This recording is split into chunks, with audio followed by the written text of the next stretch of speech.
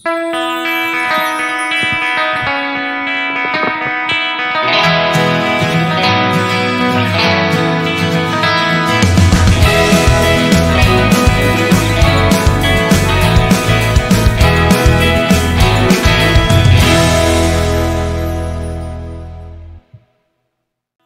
magandang magandang umaga. Ayan, andito na naman po kami Sa usapang agrikultura. panghahayupan at pangisdaan. Ayan. Ayan. So, ang pag-uusapan natin ngayon is tungkol sa pag-iitikan. So, maraming nagtatanong sa atin. Siyempre, traditionally kasi, ang pag-aalaga ng itik dati, nakagala, nasa palayan yan. Pero siyempre, new generation na. So, nagtatanong sa atin na ano ba ang mas maganda. Kaya ito po ang topic natin ngayon. Yes, ang topic po natin ngayon is sa pag-aalaga ng itik, ano daw yung mas maganda? Yun po bang nakagala or nakakulong? Yan. Dahil sa marami po nagtatanong sa atin, dahil yung iba talaga gusto mag-alaga ng itikan. Yes. Eh, syempre, iba-iba ang opinion yan. Depende rin sa gusto nilang diskarte. Kasi yung iba gusto nila, nakagala yung kanilang pag-aalaga. Dahil nga naman, di ba, kapag ka nag-alaga sila, lalo na yung may mga palayan na bagong harvest. Ayan, So, ang ginagawa lang nila dyan is, pinapapasto lang nila doon yung kanilang mga itik. So, doon naman, yung mga itik, nakakakain sila ng sariwang palay, na nakakadagdag na, sabi nga nila is, mas nakakatipid daw sa kanila pagdating sa pagpapakain sa mga itik. Oo, at isahan nga muna natin. Ano ba yung mas magandang pag-aalaga ng itik? So, una, doon na muna tayo doon sa mga nakagala. Yes. So, ano ba yung makikita natin? Ano ba yung mga kagandahan ng pag-aalaga pag ang itik ay nasa galaan? Yun nga, katulad ng nabanggit ko, yung hinahayaan lang natin sila na maka-access ng makakain nila na sariwa katulad dun sa palay. At hindi lang yan, sabi nga din nila, is nakakatulong daw ito sa mga itik. Lalo na kapag ka nakaka-exercise sila, kapag ka pinapagalan natin. At meron silang na-access na sariwang hangin. Yun yung isa sa kagandahan kapag ka nakagala daw yung kanilang mga itikan. Oo, at isa pa dyan, syempre, traditionally, kasi pag nagsisimula ka pa lang, sa tingin ko, mas madali siyang alagaan at hindi costly, kumbaga nakakatipid. Kasi kung meron kang palayan o kahit man lang, o kung wala kang sariling palayan at doon sa kapitbahay o sa kamag-anak mo, pwede kang makiusap na tuwing ikaw ay magpapagala ng itik, doon na muna. So, ibig sabihin, nakakatipid sa pagkain. At saka isa pa, very environment friendly kapag nakagala. Kasi isipin mo nga naman, papagalain mo sila sa palayan. Eh, syempre, ano bang meron sa palayan? Di may mga alcohol doon, may mga suso. So, sila yung kakain doon. Tapos, may mga insekto din, yung mga ibang nakakain ng itik. Eh, syempre, imbis na gumamit pa yung mga farmers ng mga pesticide, edi kumbaga na babawasan pa sila ng gastos doon sa ganun kasi nga yung mga itik na yung bahalang kumain sa kanila. Kasi kung nandun na yung mga available na kailangan nila makukuha na kaagad nila. At ito pa po, isa pa sa gusto nila kung bakit nakagala. Lalo na kapag mga baguhan, alam po yan ng mga nanonood natin na baguhan, yun pong sa pabahay. Kasi hindi mo na daw kailangan gumastos ng marami. Maglagay ka lang ng net dyan para pinakasilungan lang daw nila pagdating ng hapon. After mo pagalain, papuntahin mo lang doon sa net. So yun, hindi mo na daw kailangang lumabas ng malaking kapital sa pagpapagawa lang ng bahay ng mga itik. So, ibig sabihin, dalawa na ang tipid natin. Tipid na tayo sa pagkain, tipid pa sa pabahay. At hindi lang sa pabahay. Kasi kapag nakagala daw po, yung kanilang mga itik, sang-ayon na rin po sa mga nag-aalaga, na mga nakausap, or mga nakita ko nung mga bata pa ako na meron kasing mga nag-aalaga doon, na pinapasto lang yung itik. Lagi daw pong malinis yung kanilang itikan. Unlike kapag nakakulong, doon parang nakukunting kasi doon lang dumudumi, di ba, yung mga itik. So, parang medyo mabaho. Pero kapag nakagala, pagdating daw ng hapon, hindi daw amoy dumi ng itik yung kanilang mga itik. Kasi kumbaga parang nakikita na lagi naliligo.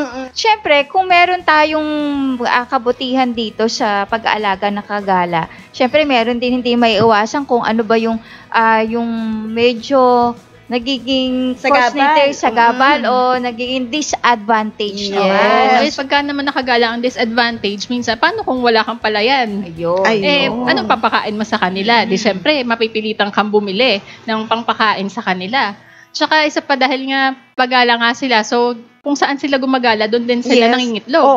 Eh, syempre, kung saan-saan na lang napupunta yung itlog, pwedeng matabunan ng, ng lupa o kaya mabaod sa, sa tubig. Kung merong pond na malapit doon sa pinagpapastulan sa kanila, eh, syempre, magbebenta ka rin ng itlog. Eh, paano kung, napasukan ng bakterya yung itlog, di ba? At saka minsan, hindi napapansin ng mga caretaker, di ba? Nakagala yan. Nangitlog na pala doon sa palayan. Hindi niya nakita na nangitlog na pala. So, pagdating ng hapon, pagsuga niya ng mga itik, ay yung itlog na iwan. So, kawawa naman yung ating yung ating may-ari ng itik. At saka, may nagsasabi din na, di ba, syempre, maganda yung pangingitlog kasi kumakain. Ang problema naman, kung ang itik natin ay madamihan, hindi natin namomonitor kung sino talaga yung nakakakain o hindi. Syempre, pag-alayan, lalo na kung hindi tayo nagbibigay ng commercial feeds at tayo doon lang nag-relay sa suso, doon sa nakakain sa palay. So, ibig sabihin, medyo bumababa din yung production noon. Tapos isa pa dyan, kapag nakagala sila, kapag may calamity, paano pag tagbagyo, tapos wala silang bahay na, ubaga, permanenteng matitirahan o mapapahingahan, edi delikado rin yung kalagayan ng mga itik. Kaya kapag nakagala, syempre, katulad ngayon, pabago-bago yung panahon, pag-uulan, mas prone silang magkasakit. At saka isa sa napapansin ko sa paggala, 'di ba kapag sinusuga yan, kapag katapos na yung anihan doon sa isang area, so medyo hassle doon sa nag-aalaga, stress na din doon sa mga itik. Kasi kapag nililipat nila yan, so ikakarga mo ulit sa sasakyan. Tapos pagdating doon sa kabilang area, bibitawan mo ulit. After nun, lipat ulit. Kung saan-saan napupunta, na nagiging cause din minsan ng pagkawala ng mga itik. Ang maganda dyan, sa tingin ko, kung magpapagala tayo, kailangan may sarili tayong palayan. O kaya, malapit yung palayan doon sa area na bawa. Kasi naman, ang pagala naman hindi totally na igagala yan ang nakikita ko, pagala siya, may mga time na sa umaga papagala. Tapos pag sa hapon, pag nakakain na sila, merong maliit na ubo na talaga masigsilungan nila. Kumbaga, maganda na rin yun. Kasi open area. Kasi po, tandaan po natin, ang itik na-i-stress siya pag sobrang kulob. Kailangan open area. Yan ang maganda po dyan. So, yun dapat ang tandaan po natin. Pag ang ating itik ay pagala, kailangan may sarili tayong palayan. Kung sa palayan natin sila igagala. Diba? Paano kung hindi sa palayan? Diba? Kung hindi sa yung sarili, sa ibang karatig baryo. Kasi sa mga provinces, ganun talaga yung ginagawa nila. Sa mga karatig baryo, doon nila dinadala yung kanilang mga itik para doon pagalain. Doon papakainin ng mga palay doon sa pagkatapos ng anihan. Yun, inaabangan na yan ng may-ari Kasi pagdating nila doon sa isang barangay, makikipag-usap yan doon sa barangay hall. Tapos yun, bibigyan sila ng permit. Pag nabigyan na sila ng permit, sa kanila, sila lang pwede magpagala doon. Ganon. At yung iba naman, kahit walang palayan, ang ginagawa nila yung sa ilog. Pag malapit sa ilog, hindi naman nila sarili yung ilog, tapos nakikiilog lang sila. Doon nila pinapakawalan yung mga itik. So maganda rin yun kasi hindi lang suso ang nakakain nila, may mga isda pa doon, may mga kumakain din po yan kasi ng mga ng mga algae. Kinakain din ng mga itik na yan. So, nakakatulong din sa kanilang production. Pero kung wala naman tayong mga ganon, yung iba ang naggagawa ng sarili, ng konting ilog. Tapos nilalagyan ng pan. Yung sarili, yung malaking area, naguhukay sila, nilalagyan nila ng tubig.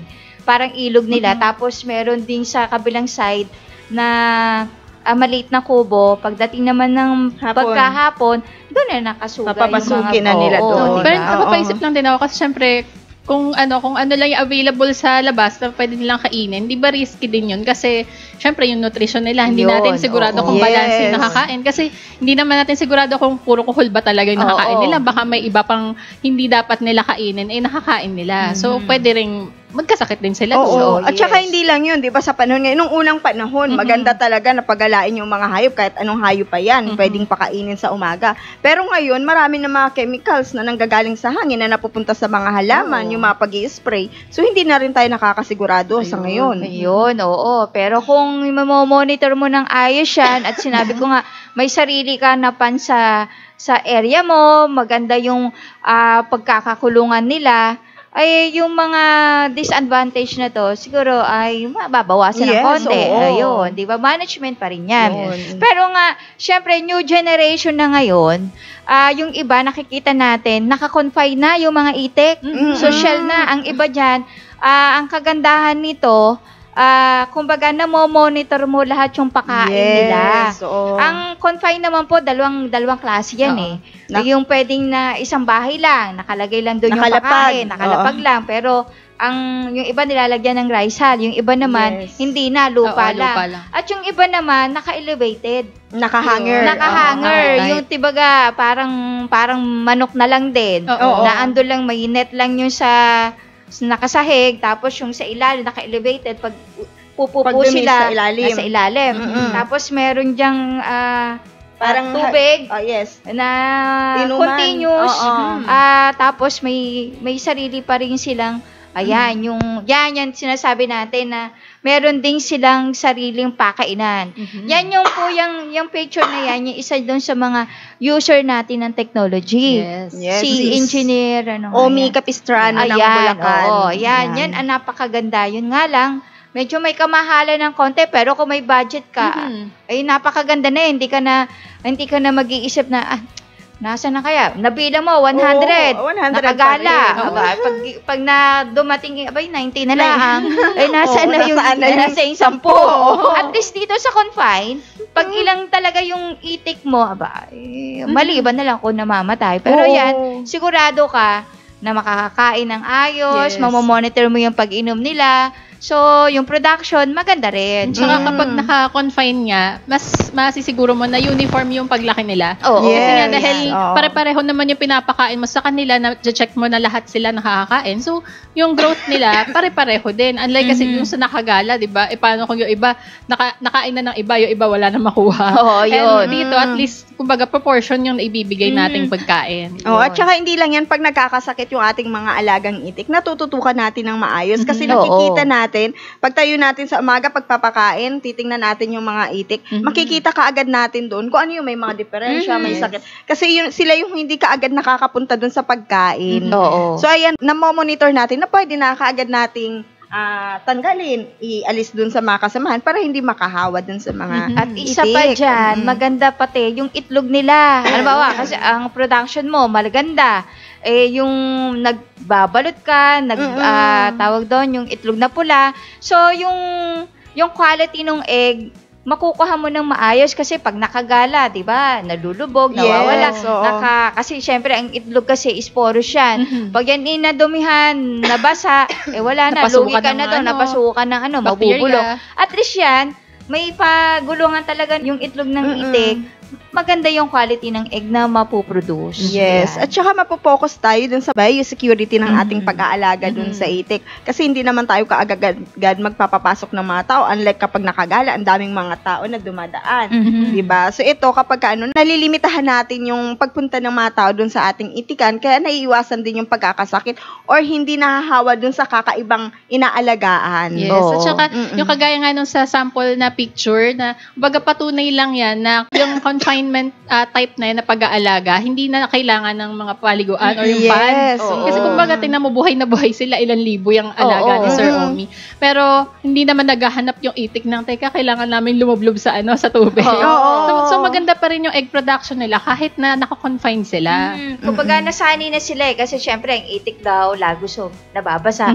Pero yung ganang construction ng iyong kulungan at talagang malaki yung makikita nating malaki yung tubig. Yan naman hindi lang 'di ba gumaganon sila. So nababasa rin sila.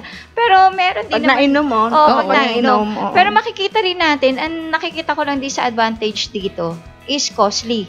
Medyo malaki yung budget mo dito kasi pag mga ganong konkreto dapat malaki yung budget.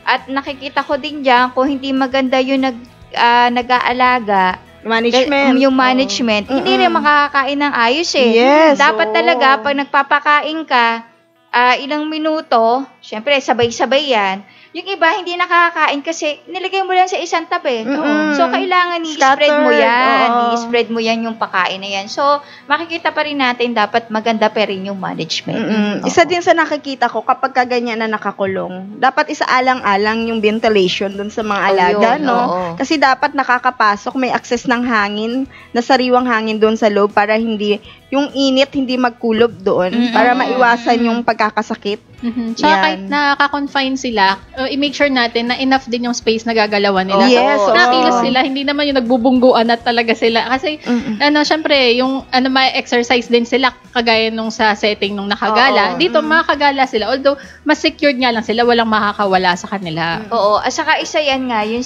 in terms sa ventilation, napaka-sensitive kasi ng itik. Yes, Ang gusto talaga na yung maaliwala siya, nakakagala ng ayos. Kasi, affected din yung kanyang egg production. Kahit bigyan mo po yan ng maganda pakain, kung ayaw niya naman kumain dahil stress siya sa init, so, magkakaroon pa rin ng pagbaba ng kanilang pag-itlog. Speaking of management pa rin, doon sa ating pabahay, yun nga nabanggit ni Miss Rachel, kasi kapag hindi maayos yung pagpapakain natin doon sa ating mga itik, kulang sa kinakain, nagkakaroon ng cannibalism, sila mismo nagtutukaan. So, isa po yan doon sa disadvantages, lalo na sa paggawa ng kulungan. Dapat yung sukat, akma doon sa liit hanggang sa paglaki po ng ating mga alaga. Ayan, maikwento lang natin, yung pinakita natin yan kay sir na user ng technology. Alam mo, ang ganda nung kanilang, ng kanilang kulungan. Tapos, kahit ba medyo mataas kasi yung ceiling niya, gumagalaw ng ayos yung kanilang mga itik, pero medyo may problema sa management. Ang kagandahan lang nito, nagme-maintain siya ng technology. Yun naman. Dahil hindi nakakakitaan ito ng yung pagkasakit ng itik niya, ang ganda ng production, almost nagiging 90%, kasi na-maintain yung pagkain, tapos sa tulong po ng technology, nakukuha lahat ng sustansya kung ano yung nilalagay nila doon. So, ay syempre, resulta na paglaki ng production ng saan ba kanilang hinahalo ni sir yung technology? ay nilalagay nila yan sa tubig. Sa tubig. At syempre, yung continuous yung tubig niya eh. Pero naglagay din siya doon sa kanyang pakainan, sa feeds niya nilalagay. So, oo nga, ang daming alaga ni sir, no? Oo, at isa pa rin dyan, yung maikwento natin, yung si sir, yung taga Bataan ba? Yung ang Ruiz. Oo, yun. Meron din siyang itikan, pero ang kanyang yung kulungan niya, parang bahay lang. Yung sinasabi natin, nakagala siya. Tapos yung sa bandang tabi, doon ang pakainan, ng inuman. Wala siyang wallowing pan o basta malawak yung inuman niya, nilalagay niya yan sa tubig. Ang ginagawa niya, nagtitimpla na siya sa isang drum. Tapos, salok doon yung nilalagay. So, maganda yung production. At saka, ang kagandahan nito, hindi lang talaga yung fresh egg ang ginagawa niya, pati balot, salted egg. Yun ang talagang product niya doon sa itik. Oo. So, Ayan maganda po. yung resulta. Yes po, sa ating mga nanonood po dyan, baka po may mga alaga kayong itik. Iyon. Pwede po kayong mag-comment dito, yung mga experience nyo po, pwede nyo pong i-share. Or kung meron kayong tanong habang nagdi-discuss po kami, is mabigyan daan po namin. Yes. So, kung napakinggan nyo yung mga iba't ibang sides or iba't ibang sistema ng pag-aalaga, kung confinement man or pagala, so, kayo po, ano pong sa tingin ninyo, ang choice ninyo or preference ninyo pagdating sa pag-aalaga ng itik? Kung gusto nyo ba ipapagalain sila or gusto ninyo na nakakulong or naka-confine sila? Yes. So, Nasa share nyo kanila po yun sa eh. amin. Oo, nasa kanila yun Yes. eh. Kung anong sources nila, kung ano yung available sa kanila, pwede naman kayo mag-alaga ng itikan. Pwede nyo namang i-combine po yung nakakulong at saka nakagala, yung kung ano yung advantages dun sa nakagala, pwede nyo namang gawin dun sa nakakulong. Oo. Yun. Ayan. So, nasa inyo na po yan. Hindi namin sinasabi na ito ang maganda, nakagala, maganda yung naka-confine. Nasa inyo po yan. Saka, ang nakikita po natin dyan, basta maganda po ang management, makagala man yan o na-confine, maganda pa rin ang magiging resulta. Nabanggit mo yung kay Sir Wiz. Meron din tayo dito sa sa Cuyab, Laguna. May gumagamit din ng technology sa itikan nila. Kaya lang, ang nagiging problema, management. Yun. Kasi, nagti-technology naman po, maganda. Sabi nga ni Sir is, continuous naman yung pangingitlog ng kanyang mga itik, maganda naman yung production. Kaya lang, ang napansin niya, para daw may buwa yung kanyang mga itik. So, pinuntahan po yun ng ating kasamahan po dati dito sa Team A2B. Ngayon, nung napansin niya, syempre, inobserbahan niya yung mga itik nung pagpapakain. Isa lang yung napansin niya.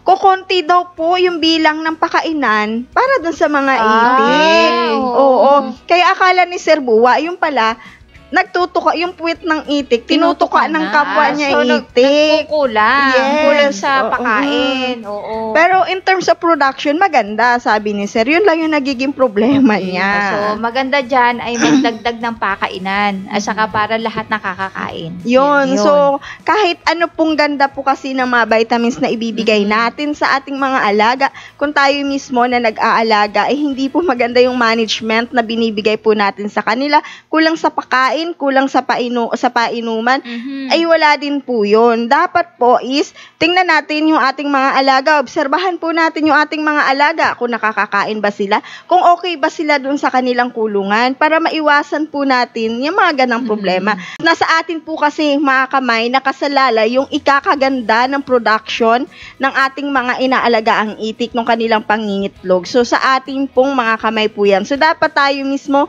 maging hands-on, mapag-observe sa ating mga inaalagaan. Kung saan ilagay po natin yung puso natin sa ating pag-aalaga. At iyon po, at kung gusto natin mag-alaga, at kung anong available lang natin, pwede nyo naman po yung later on mag-confine ka ba? Kung nasa likod ng bahay, lagyan nyo lang po ng net yan. Tapos, parang lagyan nyo rin ng magandang pakain at inuman. At yan, pag maganda na yung inyong kinikita, pwede nyo naman i-confine nyo naman.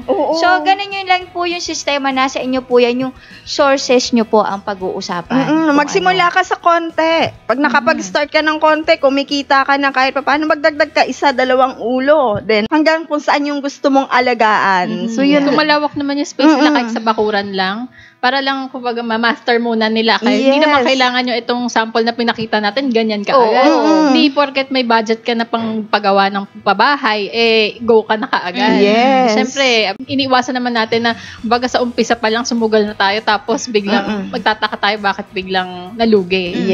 Kaya yung pag-aalaga natin, naka-confine yan, nakagalaman yan, nasa inyo po yan, basta maganda ang management at natututo tayo sa pag-aalaga at maganda yung pangingitlog ng ating itik, wala na tayong pag-uusapan kung nakagala o nakakonfine yan, basta maganda yung ating production. At kung gusto niyo pong mag-alaga, kung ano man po yun, itik man yan o ano, mas maganda ahead pa lang, nag-aaral na kayo. Nagsiseminar, nakikinig ng mga videos, nanonood, so para meron na kayong konting ideya. Ayan, kung meron po kayong mga katanungan pa po, during po ng off-air na po kami, at mapanood niyo po ulit yung video namin, mabalikan ninyo, so pwede po kayong tumawag po sa aming mga contact number dito sa office. So, ito po yung ating mga contact number sa Smart, 0939-917-2858. Sa Globe po, 0917-502-1007. 0917-540-8887. At 0917-875-4262. Ang ating landline naman po, 8842-3003.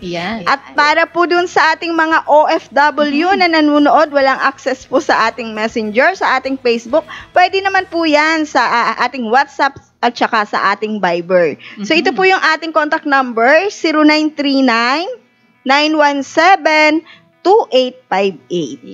So, sa dami ng numero na yan, lista nyo na po yan. At syempre, pwede rin kayong direct na mag-message dito sa amin, sa aming Facebook page, A2V Nanotechnology. At syempre po, lagi pong nariyan ng Facebook group na Livestock Agri-Aqua Troubleshooters Organization or yung LATO. So, ito po ay Facebook group na contact point po ng mga farmers at would-be farmers sa larangan po ng paghahayupan, pangisdaan at paghahalaman. So, lahat po ay welcome dito. Lahat po ng may mga existing na inaalagaan at gusto po ninyong ibenta ang inyong mga produce, so i-post nyo lang po dito.